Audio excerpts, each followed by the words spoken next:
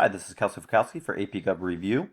And in part three of dealing with the executive branch in Unit 4, we will be looking at the many hats of the president. Many people think of the president as just the leader of the country and maybe the commander in chief, but there are so many roles that the president actually plays, both formal roles as well as informal roles. So just to give you a look at some of the constitutional powers of the president, when we look at national security, certainly this is where you see the president acting as the commander-in-chief of the armed forces, but also playing a role with making treaties and nominating ambassadors, receiving ambassadors from other nations. So these are very important in terms of foreign affairs. And then you're going to also see that the president plays a major role in legislative powers, everything from recommending legislation to Congress. Remember, recommending, because only a member of Congress can introduce a bill, vetoing legislation, and then you also have, with respect to administrative powers, nominating officials as provided for by Congress, request written opinions of administrative officials from the bureaucracy, filling administrative vacancies within the cabinet. So there are many powers there. And then also when you have the judicial branch too, you have the president sometimes granting pardons for federal offenses, and also nominating federal judges, probably being the more important judicial power that the president is going to use. So, original intent, the formal powers. When we talk about this, this is specifically spelled out in the Constitution. And you have a body of academics who believe that the president's power should only be confined to what you see here, that this is enough because it's spelled out in the Constitution, and any other sources of power that the presidency has accumulated over the past 200 plus years really should not be part of that. Again, that is according to a few academic scholars. But when we talk about original intent, this is what is the formal enumerated power. So of course you see them here.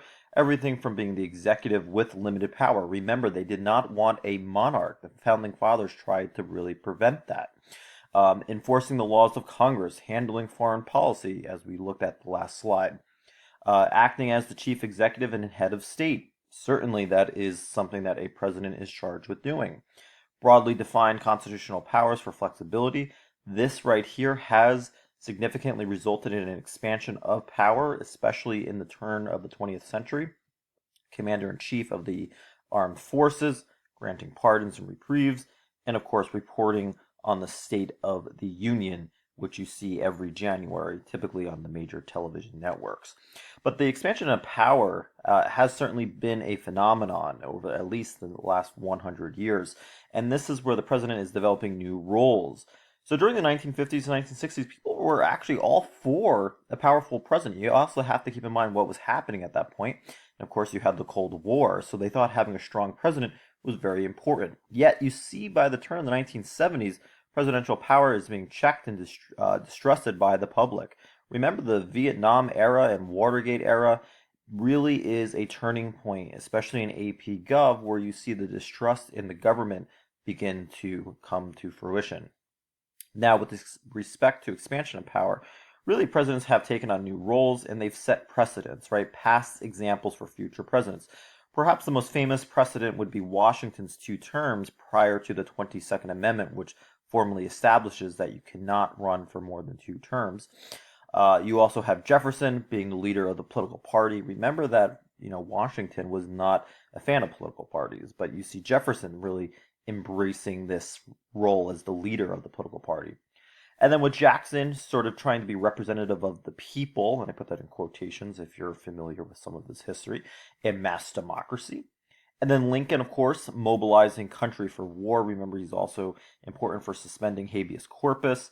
And then with the turn of Wilson and FDR, they assumed this new role as manager of the economy. And that's also been looked at as the president today, especially in recent years, recovering from the economic recession back in 2008, that people are looking to the president to help fix the economy. Prior to Wilson and FDR, nobody really looked to the president to fill that role. So again, some of these roles, especially informal roles, have become more or less established. So some of the major roles, of course, chief of state, chief executive, chief administrator, chief commander-in-chief, chief legislator, party chief being the head of the political party, chief citizen in a way, right? I mean, that is very pro-democracy that the citizens are electing a person, although indirectly thanks to the Electoral College. But nevertheless, the president in some way does represent the chief citizen. Economic leader, judicial leader in terms of appointing members to the Supreme Court. And then you also have informal powers, whereas these are more or less the more formalized powers. These are the informal powers. So some of them that you should be aware of: morale builder. Certainly when there are issues with respect to national crises, or if there's a mass shooting or September 11th, you really see the president playing that morale builder, right? In a way that sort of comforts the American people at times that, there might be some great tragedy. So certainly we've seen the president play that role. Party leader, legislative leader in terms of vetoing bills, recommending bills, coalition builder, crisis manager, especially during, again, major tragedies, personnel recruiter to fill cabinets positions or vacancies, world leader, especially in the United States. The United States is seen as one of the leading countries in the world, and you're not just playing a major role in the United States, but also in the world. The president also sets the budget, and of course that needs to be approved by Congress. Agenda and policy setter. What issues are you going to press as president? Is it going to be healthcare? Is it going to be tort reform? Is it going to be tax reform? Whatever the issue may be, the president is going to be the policy setter there, and that's important to know as well. Conflict resolver, certainly, especially playing that world leader role, or it could be even a domestic issue. And then also a persuader and policy communicator. Again, articulating your policies, very, very important. So these are some of the major informal powers. We'll get into a few of them. So some of the major roles I really want to focus on: the chief legislator, in terms of having that veto power, that is very important. And when you reject the bill, it can be overridden, as we know, in our Congress unit, with 2/3 support of both houses. And then we also have the pocket veto, where the president can just let the bill die, especially you do that by not signing it. And if Congress has adjourned within 10 days of submitting the bill is effectively dead. And then a line item veto. This is not constitutional for presidents, but it is constitutional for some governors, such as in New Jersey, where they can veto parts of a bill and then still accept other parts as okay, and then those parts become law. Vetoes are most used to prevent legislation, and they are actually pretty effective in many ways.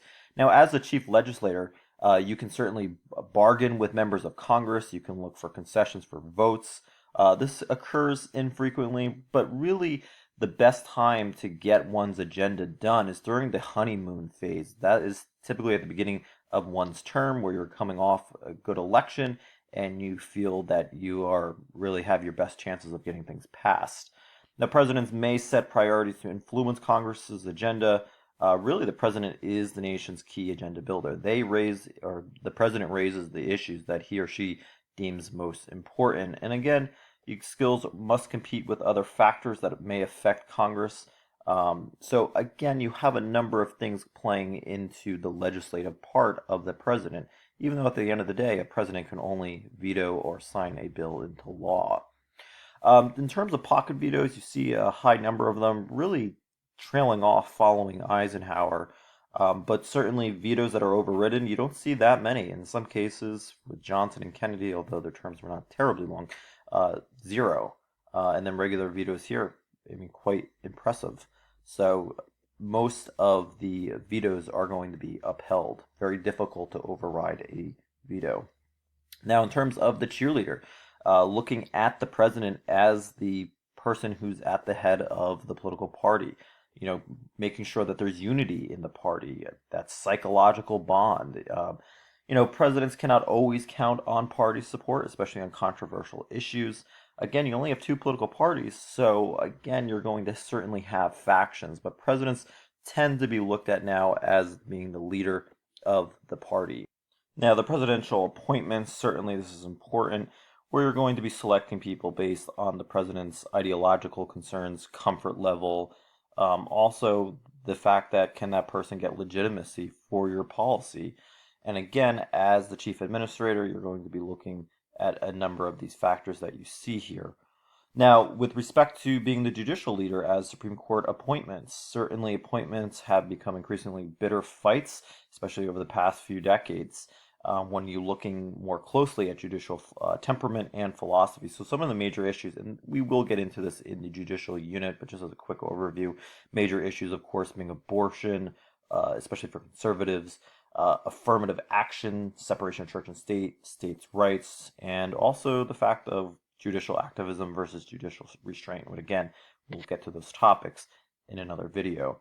But appointments to the courts are, of course, reward for political help, statement of policy priorities. So you're going to appoint a judge who's going to reflect your own beliefs in terms of interpreting the law. Now, as chief diplomat, certainly you're going to be negotiating treaties with other countries. Those, of course, have to be ratified by the Senate. You're also going to use executive agreements to take care of routine matters. What's interesting about executive agreements, you do not need to seek the Senate's approval, but they are only valid during the presidential terms. The next president can certainly just, not really abide by those executive agreements anymore. So they only last the term of that particular sitting president. Negotiating peace between other countries, also leading allies, and 94% of international law has been done through executive agreements, so not actually treaties, interestingly enough. Also, as chief diplomat, as I said earlier, you do need the approval of the Senate. What's interesting, again, with executive agreements made with heads of states, no Senate approval, but not, of course, binding for future presidents. And as a chief diplomat, the president has the power to recognize foreign governments as well. In terms of commander-in-chief, certainly this is the most authority that the president is given in this role. Congress only has the power to declare war. However, there are times where the commander-in-chief can send in the military without declaring war. The last war that was declared was actually World War II. So in 1973, again, keep in mind the Vietnam era, the War Powers Resolution was passed, which it was intended to limit the president's use of the military, and it requires the president to withdraw forces after 60 days unless Congress declares war. Most presidents have seen this resolution as unconstitutional. It really hasn't been formally declared unconstitutional, but most scholars believe it would be. This is a fight between Congress and the president. And again, this is where you have the separation of powers issue. Is this meddling? Is Congress meddling on the president's, formal power of being the commander-in-chief? So again, that has been an issue. But Congress does have check on war powers. For example, Congress does control the power of the purse, which can refuse or limit military action. You can certainly impeach the president. And then, of course, as we talked about the war powers resolution, this is an example of a legislative veto where Congress is going to try to pass this resolution to override a presidential decision. And again, it would probably be deemed unconstitutional if it ever reached the Supreme Court because it's seen as an infringement of the separation of powers. Okay, and lastly, the president and national security policy. So the role of the president as crisis manager, the role that the president plays can help or hurt the presidential image. A good example is after 9/11, the president at the time, George W. Bush, his approval rating shot up. There was really never a better time in his presidency when you look at the approval ratings, as he was seen by the American people as handling the crisis very well. But nevertheless, the big idea here is that working with Congress is very important for the president, especially in foreign affairs. Really, the president cannot unilaterally do it all, while you do have executive agreements, but when you're looking at treaties, you're looking at appointing diplomats, you really do need to work with Congress, especially when it comes to funding, because again, Congress has the power of the purse as well as the sword, because again, only Congress can declare war. So that's important to know. So certainly we looked at a lot of different roles and hats that the president is going to be wearing. I would certainly be aware of some of the more formalized roles. In terms of the informal roles, those are important to have in the back of your mind, but I would not, get hung up on memorizing every single one. I would certainly know sort of the broad ones, the ones that you think might stick out the most. So let's take a look at this review question. Take a moment to read it. All right, so all the following are formal or informal roles of presidential power except, and if you said A, tax collector. You are correct. Only Congress can levy taxes, not the president.